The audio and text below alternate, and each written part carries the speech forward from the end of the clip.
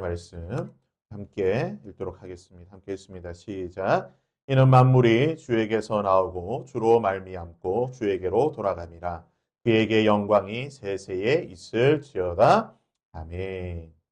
오늘은 우리가 지난 한 해 동안 보았던 소요리 문답 1문에서 38문까지 소요리 문답 전반부에 대한 간단한 전체적으로 한번 우리가 쭉 살펴보는 시간을 가지도록 하겠습니다. 자, 소요리 문답 1번과 1문과 2문은요. 소요리 문답의 전체적인 기본적인 전제에 대해서, 그러니까 이 소요리 문답이 어떠한 방향으로 흘러가야 될지를 전체적인 그 기본적인 전제를 제시하는 항목이 되겠습니다. 자, 1문은 이렇게 질문합니다. 사람의 주된 목적이 무엇인가요? 자, 이번 답변을 한번 함께 읽어보겠습니다. 시작. 사람의 주된 목적은 하나님을 영화롭게 하는 것과 영원토록 그분을 즐거워하는 것입니다. 소요리 문답의 가장 중요한 주제가 무엇이냐? 사람의 주된 목적이 무엇이냐? 우리가 이 땅을 살아가는 가장 중요한 목적이 무엇이냐?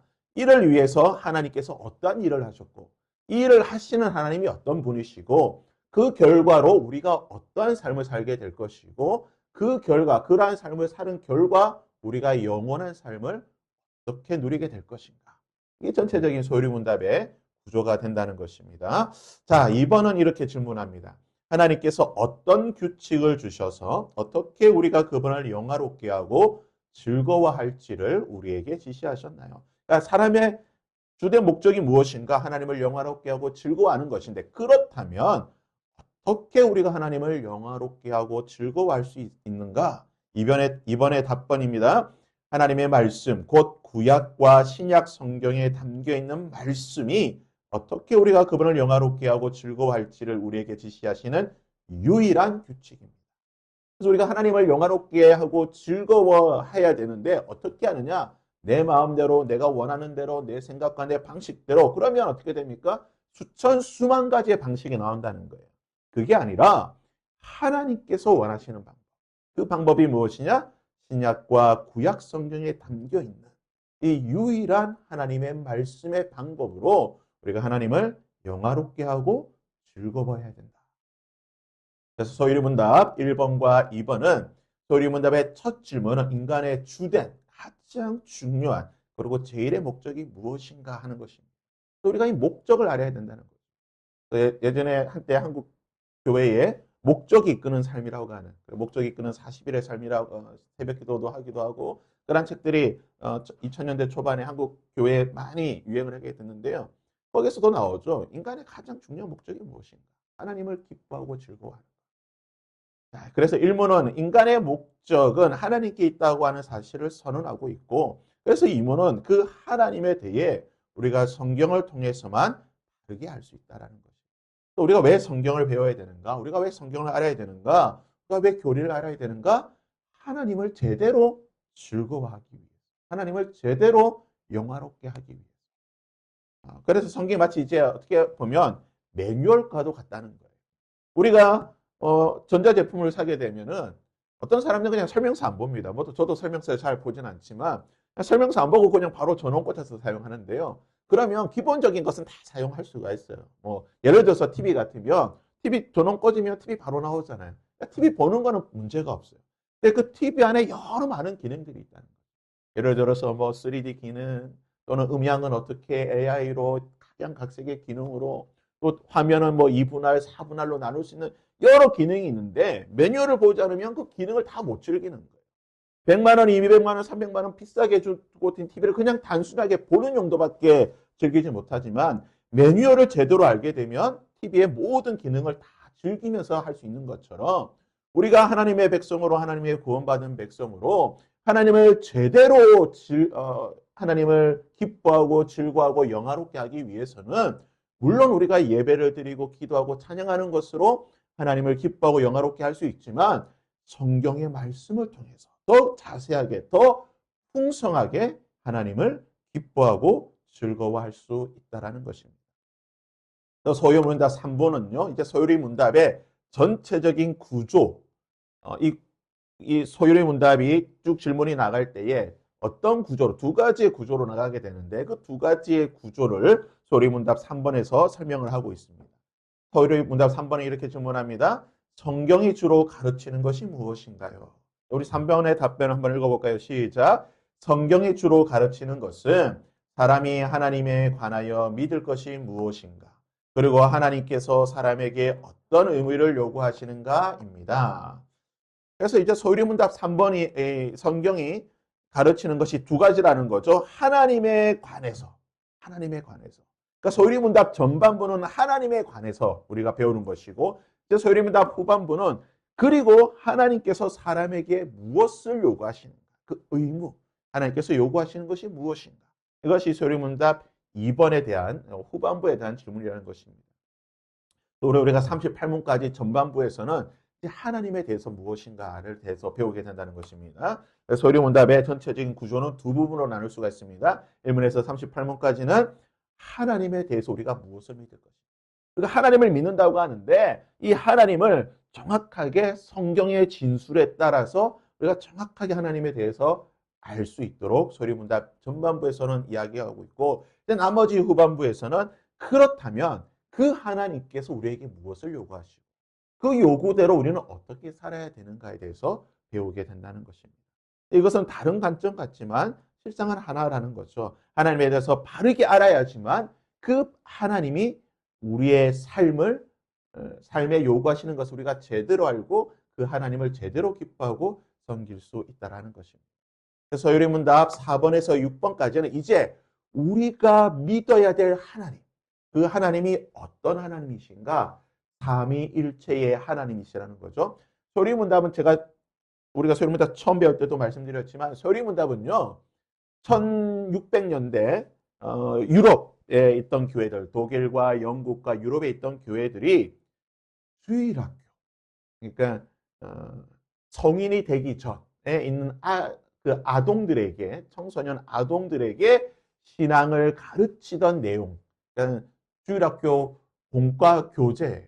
대요리문답은 성인들을 대상으로 한 것이고 소유리문답은 아이들을 대상으로 가르친 거. 그래서 이 진술들이, 그러니까 질문과 답변들이 좀 더 직관적이고 좀 더 단순하게 구조가 되어 있습니다. 자, 그것을 생각하시고 한번 보시면 될 것 같은데요. 자, 4번입니다. 4번의 질문은 하나님에 대해, 우리가 믿는 하나님이 어떤 분이신가? 하나님은 어떤 분인가요? 4번의 답변은요. 하나님은 영이시다. 영이신데 어떤 영이시냐? 그의 존재와 지혜와 권능과 거룩하심과 공의와 인자와 진실하심, 이것을 성품이라고 하는데 이 성품이 무한하고 영원하고 불변하는 분이십니다. 하나님은 영이신데 어떤 영이시냐? 그의 존재, 지혜, 권능, 거룩하심, 공의, 인자, 진실하심이, 이러한 성품이 무한하시고 영원하시고 결단코 변하지 아니하시는 영이시다. 그렇다면 우리가 지금 이 하나님은 어떤 하나님이라고, 우리가 이런 하나님이 이런 영이신데, 그렇다면 하나님은 한 분만 계시냐 아니면 여러분이 계시냐? 자, 5번 질문에서 이렇게 질문하죠. 하나님 한 분 외에 하나님은 더 계신가요? 5번의 답변을 함께 읽어보겠습니다. 시작. 살아계시고 참되신 하나님은 오직 한 분뿐이십니다. 그러니까 4번에서 말했던 이런 영이신, 이런 여러 성품들을 가지고 계신 하나님은 여러 다른, 우리나라에도 있고 저기 아프리카도 있고 중국 각각 민족마다 다 있는가? 아니라는 거죠. 살아계시고 참되신 하나님은 한 분뿐이십니다. 자, 살아계시고 참되신 하나님 한 분뿐이신 그 하나님은 어떤 모습으로 존재하실까? 그러니까 질문의 순서가 이제 점점 발전하는 거예요.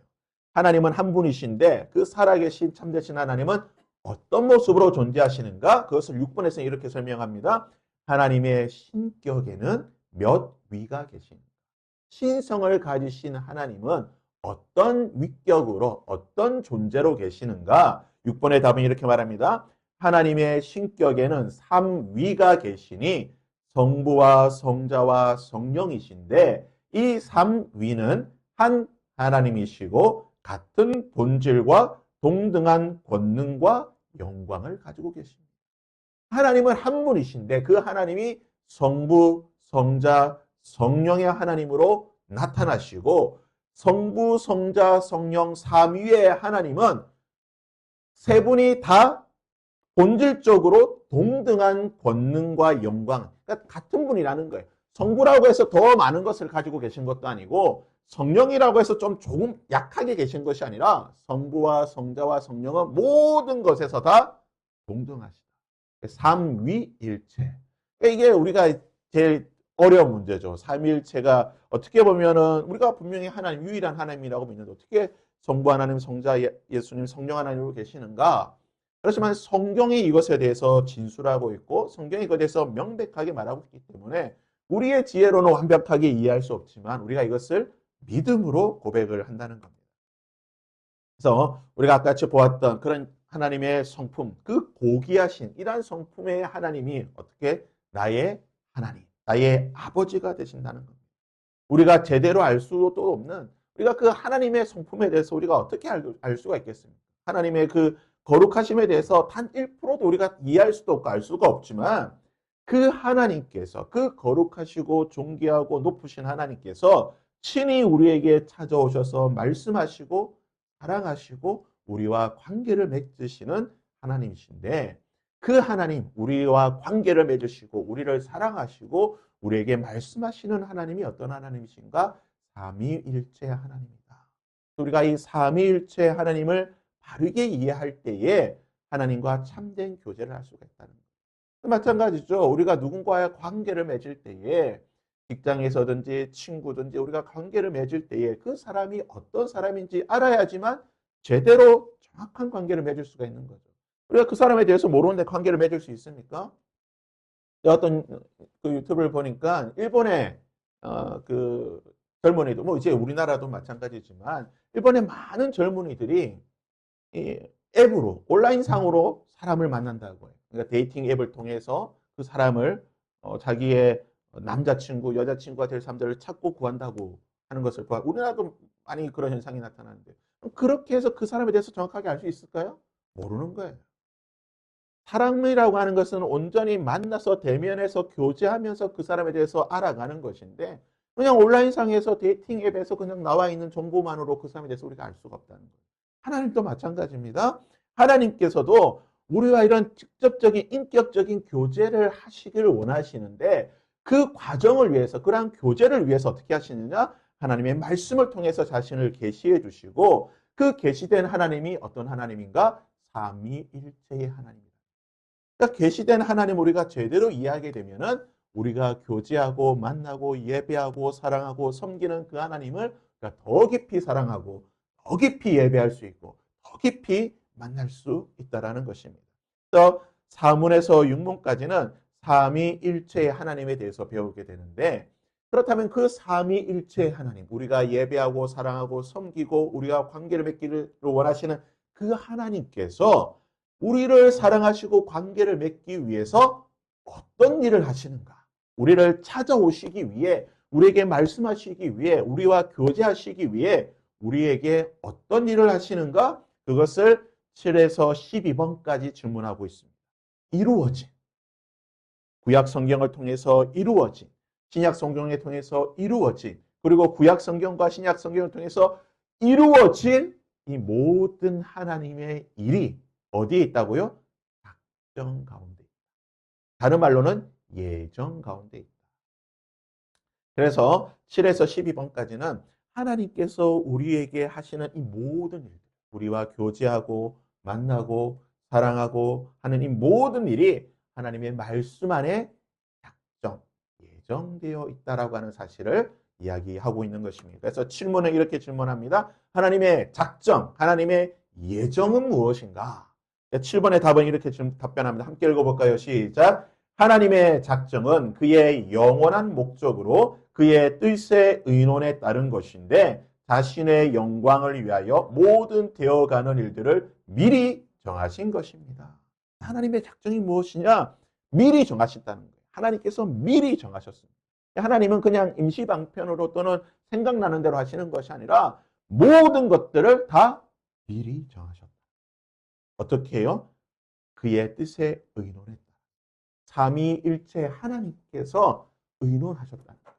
그러니까 성부, 성자, 성령께서 이 모든 일들을 의논하시고 성부, 성자, 성령께서 함께 이 모든 일들을 해 나가셨다는 사실.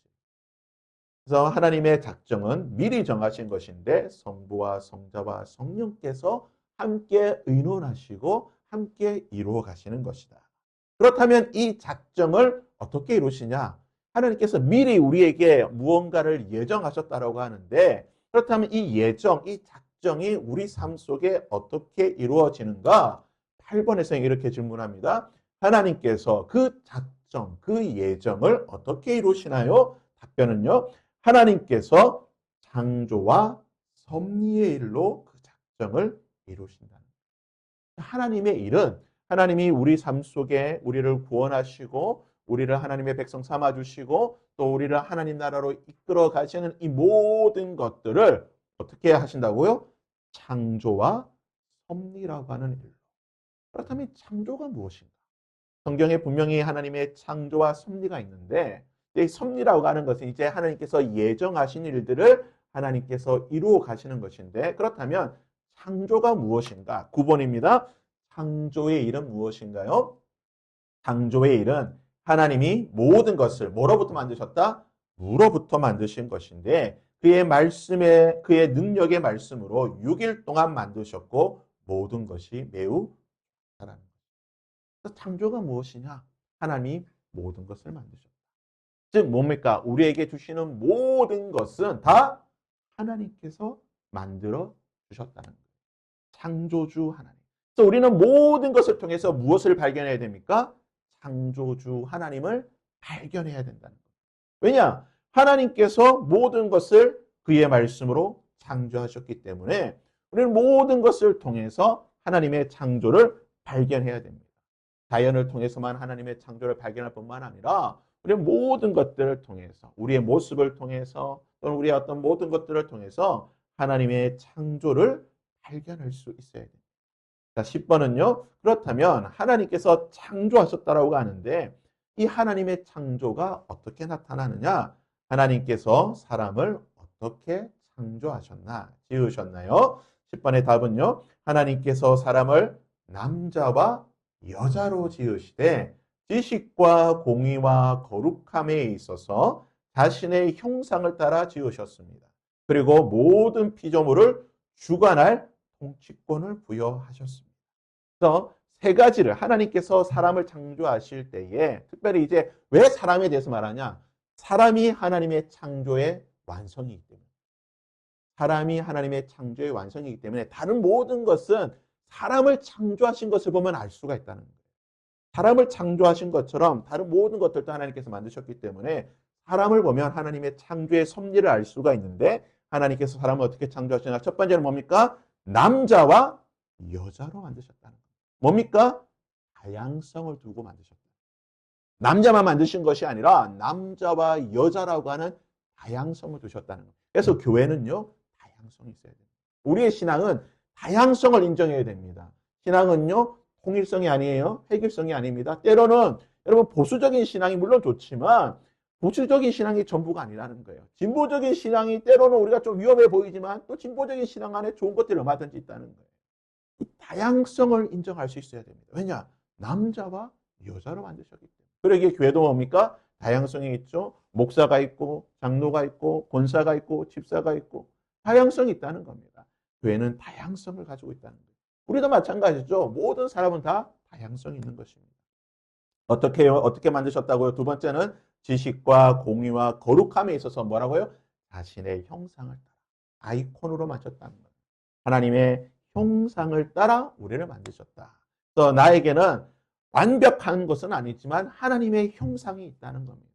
다음 주 베드로 후서의 말씀을 통해서 살펴보긴 하겠지만 신의 성품, 신성한 성품이라고 불리는 그 하나님의 성품이 우리 가운데 있다는 거예요. 물론 완벽한 것은 아니에요. 어떤 사람은 이 하나님의 성품이 10% 있는 사람도 있고 어떤 사람은 80%도 있고 어떤 사람은 거의 뭐 안 보일 만큼 작은 사람도 있고 각 모습이 다 달라요. 중요한 것은 그것을 점점 잘 키워가서 하나님께서 처음 만드셨던 그 형상까지 자라가야 되는 겁니다. 아무튼 하나님은 우리 자신의 형상을 따라 우리를 만드셨고 세 번째 자신의 형상을 따라 만드신 하나님께서는 그 사람에게 무엇을 주셨습니까? 통치권을 주셨다. 다스릴 수. 지배권이 아닙니다. 다스릴 수. 우리가 지배와 통치는 구분이 돼야 돼요. 지배는 군림하는 겁니다. 왕이 신하들을, 왕이 백성들을 억압하고 무력으로 무언가를 힘으로 누르는 것이라고 한다면, 통치는 다스림. 다스림은 뭡니까? 다스림은 섬김을 기반으로 하는 거예요. 다스림이라고 하는 것은 섬김을 통해서 다스리는 겁니다. 그래서 11번은 이렇게 말합니다. 그렇다면 이 다스림, 이 통치권이 무엇인가? 하나님의 섭리하시는 일이란 무엇인가요? 11번 답변 한번 읽어볼까요? 시작. 하나님의 섭리하시는 일이란 그분의 최고의 거룩과 지혜와 능력으로 모든 창조물과 그 모든 행동을 보존하시며 다스리시는 것입니다. 그래서 하나님의 섭리가, 우리가 찬양도 많이 하잖아요. 섭리를 믿는다라는 찬양도 하지만, 하나님의 섭리, 그러니까 하나님께서 이 땅을 다스리고 통치하는 것, 이게 섭리인데, 그러니까 하나님께서 작정하신 그 예정을 다스리는 것을 우리가 섭리라고 이야기하는데, 그 하나님의 섭리가 어떤 모습으로 나타나는가? 뭐라고요? 그분의 최고의 거룩과 지혜와 능력으로. 그러니까 하나님이 가지신 가장 완벽한 것으로 그의 모든 창조물과 그의 모든 것들을 보존하고 드리는 겁니다. 하나님의 섭리는, 그래서 하나님의 섭리가 뭐라고요? 완벽하다. 우리가 왜 하나님의 섭리를 믿느냐? 우리가 왜 우리 삶 속에 하나님의 섭리를 바라봅니까? 때로는 엊그제도 좀 안 좋은 뉴스가 있었죠. 초등학생이 그런 끔찍한 일을 당했잖아요. 우리가 그런 뉴스를 보게 되면 그 가정이 믿음의 가정이라고 하잖아요. 참 안타깝죠. 왜 믿음의 가정에 이런 일이 있는가? 물론 안 믿는 사람이라고 하니까 그런 일이 생겨나는 것은 아니에요. 근데 믿는 사람의 가정에, 더군다나 더 믿음에 열심히 있는 가정에 그런 안 좋은 일이 있는 거 보면, 왜 하나님의 섭리가 이렇게 나타날까? 아니, 믿음이 좋은 사람이면, 그런 가정이면 좀 더 하나님께서 좋은 은혜를 주시고 좀 지켜주셔야 되는데, 왜 그런 정말 비극적인 일들이 그런 가정이 일어나는가? 알 수는 없습니다. 우리가 하나님의 섭리는 알 수가, 왜냐? 그분의 최고의 거룩과 지혜와 능력 가운데 하나님께서 하시기 때문에 우리의 한정적인 지혜와 지식과 능력으로는 알 수가 없어요. 하지만 분명한 것은 뭡니까? 그분께서 그의 지혜와 능력과 거룩으로 그들의 모든 것들을 보존하시고 들으신다. 우리는 할 수는 없기 때문에 하나님의 섭리를 믿고 의지하고 기대를 해야 되는 거예요. 내 삶 속에서도 마찬가지죠. 하나님의 섭리가 어떻게 나타날지 알 수가 없기 때문에 우리가 하나님을 더 의지하고 믿고 바라봐야 한다는 겁니다. 12번 마지막 질문입니다. 사람이 창조된 그 상태에 있을 때에 사람에게 대해 무슨 특별한 섭리를 하나님께서 하셨는가요? 12번 답변 함께 읽어볼까요? 시작. 하나님께서 사람을 창조하신 그때에 선악을 알게 하는 나무의 열매를 먹는 것을 금하심으로 사망의 형벌로 완전한 순종을 조건으로 그와 생명의 언약을 맺으셨습니다. 하나님께서 사람에게 대해서, 특별히 창조하신 그 사람에 대해서, 이것은 오늘날도 마찬가지입니다. 오늘날도 하나님께서 특별히 우리에게 요구하시는 특별한 섭리가 무엇인가? 바로 뭡니까? 순종을 원하십니다. 그러니까 그 하나님의 섭리에 대해서 순종해야 된다는 겁니다. 하나님의 섭리는 알 수가 없어요. 왜 하나님께서 선악을 알게 하는 나무와 생명나무를 동산 중앙에 두시고 사람으로 그것을 먹지 못하게 하셨는가? 왜 뱀이 가서 사람을 유혹하게 만들고 그 모든 과정을 두셨는가? 그 하나님의 섭리는 알 수는 없어요. 그러나 하나님께서 선악을 알게 하는 나무와 생명나무를 두셨을 때 뭐라고 말씀하셨습니까? 우리에게 순종을 요구하셨어요. 무슨 순종입니까? 선악을 알게 하는 나무는 먹지 마라. 그리고 생명을 주는 나무는 먹어라. 순종을 요구하셨는데 사람은 순종하지 않았어요. 선악을 알게 하는 나무를 먹지 말라고 했는데 먹었고, 생명 주는 나무는 먹지 않았어요. 순종하지 않았다는 거예요. 하나님은 그 섭리를 이루어 가실 때에, 우리와 교제하실 때에, 그 섭리를 이루어 가실 때에 우리에게 요구하시는 뭐냐? 단 하나입니다. 순종이에요. 하나님의 섭리에 대해서 순종하느냐? 순종하지 않느냐. 그에 따라서 그 모든 결과들이 나타난다는 거예요. 오늘날도 마찬가지예요. 하나님은 우리 삶 속에 선악을 알게 하는 나무와 생명을 주는 나무를 항상 우리 앞에 두시는 거예요. 우리는 그 하나님의 순종해야 되는 거예요. 무엇을 먹을 것이냐, 무엇을 먹지 않을 것이냐, 순종을 해야 된다는 거예요. 이것이 바로 하나님께서 그의 특별한 섭리를 우리 삶 속에 나타내시고 요구하시는 것입니다. 그래서 12번까지는 이러한 사항들에 대해서 쭉 이야기하고 있는데요. 12번을 정리하면요. 하나님이 하시는 일을 통해 우리는 그분을 인격적으로 알 수가 있습니다. 그러니까 하나님이 어떤 분이신가를 알기 위해서는 하나님이 하시는 일을 보면 돼요. 그 사람이 됨됨이를 보려고 하면 그 사람이 말하는 것, 그 사람이 행동하는 것 보면 그 사람의 됨됨이를 알 수 있듯이 하나님이 어떠한 분이신가, 삼위 하나님, 거룩하시고 완전하시고 완벽하신 그 하나님이 어떤 분이신가를 알기 위해서는 성경에 기록되어 있는 하나님의 일을 보면 되는데 그 하나님의 일이 무엇이냐? 창조와 섭리라고 하는 이 일을 보게 되면 내가 믿고 내가 섬기고 내가 찬양하는 말씀에 기록되어 있는 삼위 하나님은 어떤 분이시구나 라는 것을 알 수 있다라는 것입니다. 오늘은 우리가 1번에서 12번까지 소리문답의 전반부에 대해서 우리가 한번 살펴보았고요. 다음 주는 또 우리가 또 나머지 부분에 대해서 쭉 살펴보면서 우리가 배웠던 그 소리문답을 정리를 해보도록 하겠습니다. 우리 함께 잠시 찬양할 텐데요.